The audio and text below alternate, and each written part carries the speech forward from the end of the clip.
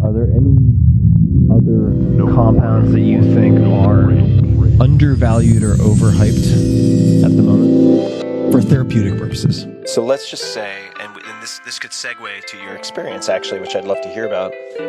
Iboga or Ibogaine for opiate use disorder or opiate addiction. What is your evaluation of that? I think there's a lot of promise there. I think there's a lot of promise for pretty much all substance abuse disorders, and I predict many sorts of compulsions and addictions in general, which is something I didn't fully come to appreciate until I went to Central West Africa and participated in these Iboga rituals, which gave me a far greater appreciation of both the ritual elements and kind of the larger spirit of Iboga beyond its antagonism of the alpha-3 beta-4 nicotinic acetylcholine receptor. I think that's the first time I've personally ever heard you use spirit. I know. I as I said it, I said, "Oh, did I go there?" And I just say the word spirit. I say the S word.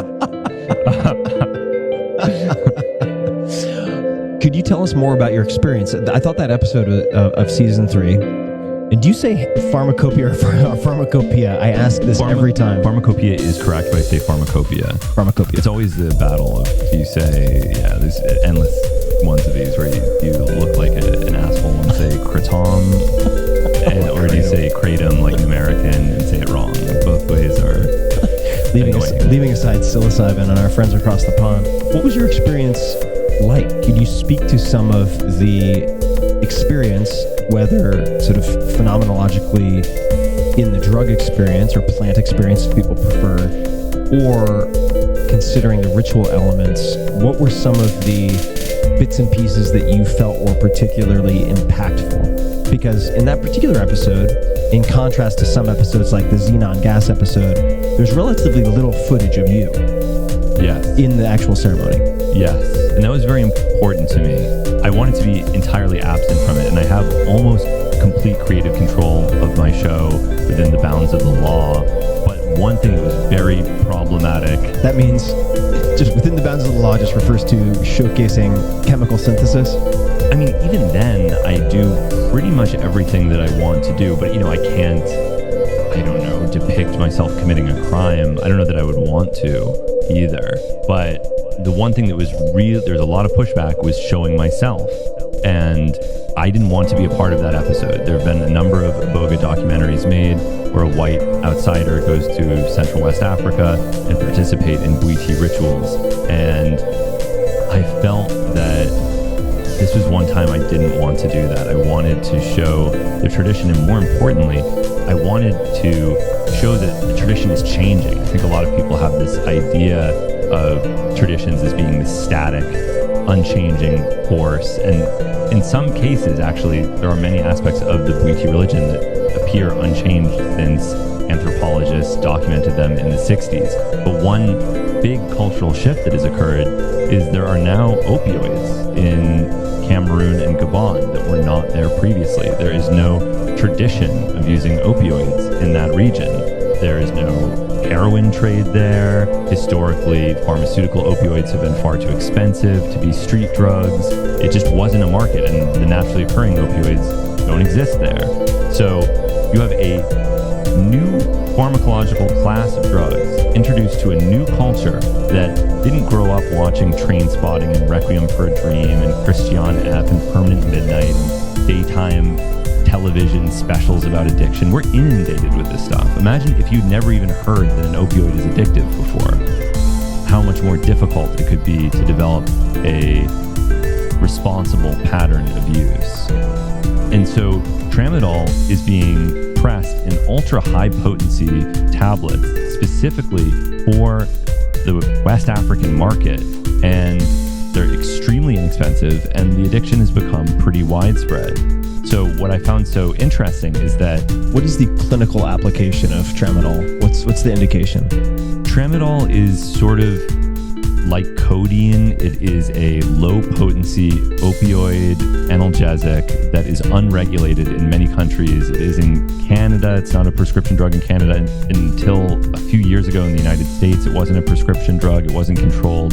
So because it's considered to have a low abuse potential, it paradoxically ends up being one of the more used compounds because it's more available. This is like this is why it's really hard to talk about abuse potential as some sort of intrinsic factor of a drug's chemistry or pharmacology, because it's so much dependent on these social regulatory factors as well. So tramadol is relatively unregulated because it's considered relatively non-abusable, but ironically gets used all over the place for that reason. And the mild kind of codeine-like effect, but if you take a lot of it, it becomes less mild. And like all opioids, if you use it chronically, it can induce dependence and in some instances, problematic addiction. So the idea that Ibogaine is an anti-addictive drug is not an African tradition. That is something that was discovered in the United States by a New York-based heroin addict named Howard Lotsoff. Do you know the story? I don't. Yeah. He was a guy who, in the 60s, was using heroin. He was friends with a chemist. The chemist said, there's a psychedelic called Ibogaine. You might think it's fun. And that's all it was. It was just a psychedelic. And he tried it. He tripped. He had a fine time with the Ibogaine. And then when he came down, he realized that he hadn't used heroin and he wasn't experiencing withdrawals. And his concept of heroin had changed. Suddenly, he didn't consider heroin desirable. He saw it as symbolic of death and repulsive, and had no desire to ever use it again, and didn't. And dedicated the rest of his life to being a sort of crusader for the anti-addictive effects of Ibogaine, which he had discovered. And they were later validated in laboratory experiments with rodents. So it is pretty well confirmed at this point in humans and rodents and a number of different models that Ibogaine is in fact an anti-addictive drug. I don't know the names of many researchers involved with Ibogaine, Iboga, or any similar compounds. Was that in Deborah Mash's laboratory that those studies were done with rodents, or was that somewhere else? Deborah Mash may have been one of the early researchers on it. It's been replicated in a number of different labs. This is one thing that's pretty well characterized at this point. And of course, there are also synthetic derivatives of Ibogaine like 18MC that have slightly different pharmacologies that also exert the same anti-addictive effect that's hypothesized to be derived from antagonism of this one subtype of the nicotinic acetylcholine receptor, the alpha-3 beta-4 nicotinic acetylcholine receptor. So this is not part of the tradition in Gabon because A, there's no tradition of using opioids, and because it's a religious sacrament. It's part of a religion called Bwiti. So now that opioids are present in that region, they are modifying their traditions to accommodate the treatment of local addicts. And that's what I wanted to document in my piece. I thought the documenting of a local being shepherded through the process by these Bwiti elders was really well done. I thought that was a very strong episode. Yeah, and I think it is important that they understand that they have this amazing medicine available to them, because it always also struck me as ironic that everywhere else in the world, people are exclusively using and talking about Ibogaine as an anti-addictive drug, but the one place where there's actually a tradition of using it, where there's now a problem with tramadol, they're just now beginning to recognize that they can use their own medicine to treat people in their community. And it was really cool to see that happening, see how well it worked. Providing that as sort of historical and cultural backdrop, what elements of the experience stood out for you personally, since I can't ask anyone else about the experience that was depicted in that episode? It is for those who may have some experiences with psychedelics in the, let's just call it, perhaps in the Western kind of psychotherapeutic or pseudo-psychotherapeutic model where you lay down, you listen to spa music, basically, with eye shades on. This ritualized setting could not be more different. It's the opposite of sensory deprivation. It's the most stimulating thing I have ever been a part of. It's continuous dancing, continuous music, continuous drumming, no sleep, no food, no water, no break, maximum exertion. And they divide the ceremonial space into different regions dedicated to different purposes. So for people that are there for medicinal purposes, they occupy a sort of recessed zone where they lay side by side and everyone dances around them. And they take such high doses of iboga that it has an almost anesthetic effect. They'll even prick people to make sure that they're still responsive to sensation. And if they are unresponsive, that's the indication that they've had enough iboga. It's time to stop and allow them to recover a little bit. But there's continuous consumption, and everyone must consume. Babies, children, adults, the elderly, everybody takes iboga. But there is a different dose for each person, depending on who they are, what they're doing in the ceremony, and what sort of treatment they're trying to receive. And then it's really very amazing. They have people that wear military outfits, and they are an army, a spiritual army, who guard the iboga ceremony from bad spirits. And they have iboga guns and iboga knives that they use to prevent anyone from entering that might interfere with the healing of the participant. There's a lot of incredibly beautiful symbolism in these rituals, including burying people alive. And I had read about this, and I had always wondered if this is still something that's practiced. But they will dig a grave, and you will lay in the grave on iboga with your face up, looking at the stars, and just your head protruding from the ground. And you spend the night in the ground to contemplate your own mortality. Now, I can't see that being integrated into our Western medical practice, but I can imagine how profound that could be, even without a psychedelic. Do they observe any cardiac complications in their tradition? I ask because my understanding is that there have been documented cardiac issues associated with perhaps not iboga, maybe it's Ibogaine administration in places like Mexico. Do they appear to run into any health complications? I asked about that, and they told me that they were aware of people that had died using it.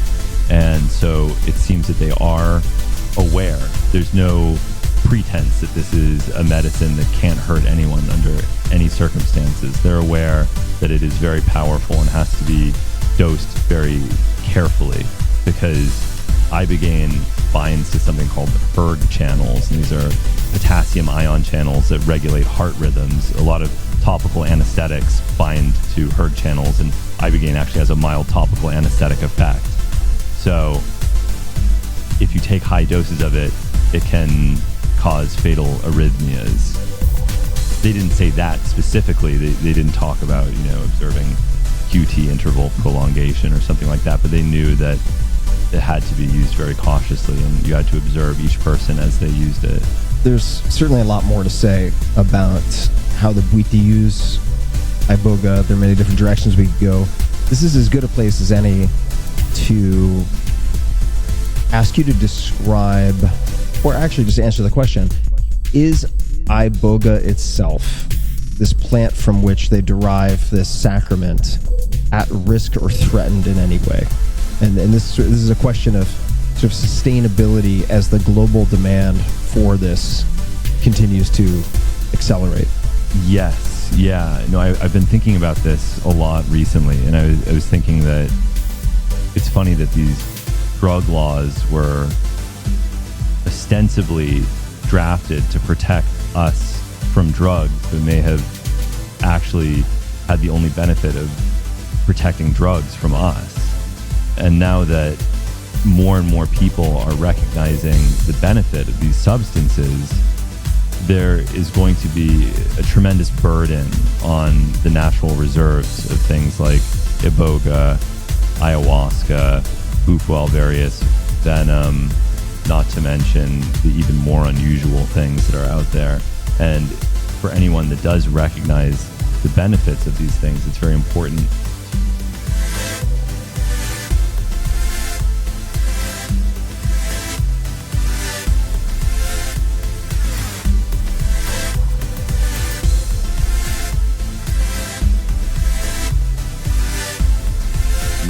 No food, no water, no food. food, no food, no water, no food, no food, no water, no food, no food, no water, no water. Take sustainability seriously, because medicinal plants, and especially medicinal animals, are widely documented to be destroyed when they are integrated into a popular medical practice. It doesn't even need to exert a therapeutic effect. Rhinoceros horn, pangolin scale, these are things that have no pharmacological effect whatsoever. Although pangolin scales were reputed to contain tramadol at one point, but they absolutely do not. But that's all it takes, is someone to say something like that, and before you know it, pangolins are severely threatened, or even worse. Human intervention with some of these animals can cause the transmission of viruses, cause pandemics. I mean, there's a lot of reasons to be very careful about the way that you interact with animals in medical practices, unless it's absolutely necessary to do so.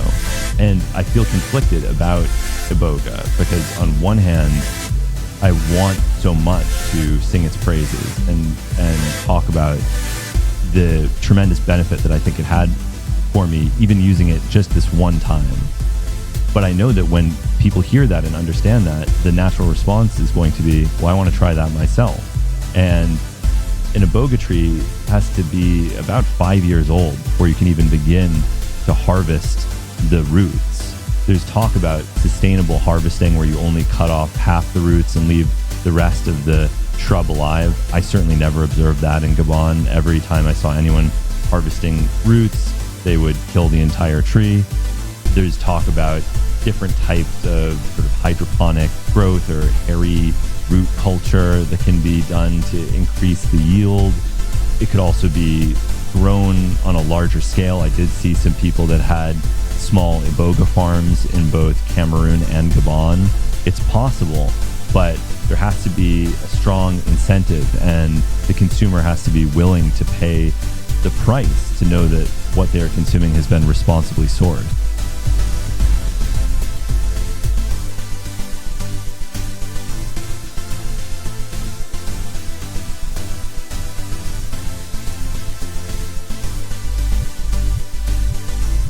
Continuous dancing, continuous music, continuous drumming, no sleep, no food, no food, no sleep, no food, no food, no sleep, no food, no food, no water, no break, maximum exertion, continuous dancing, continuous music, continuous drumming, no sleep, no food, no water, no break, maximum exertion.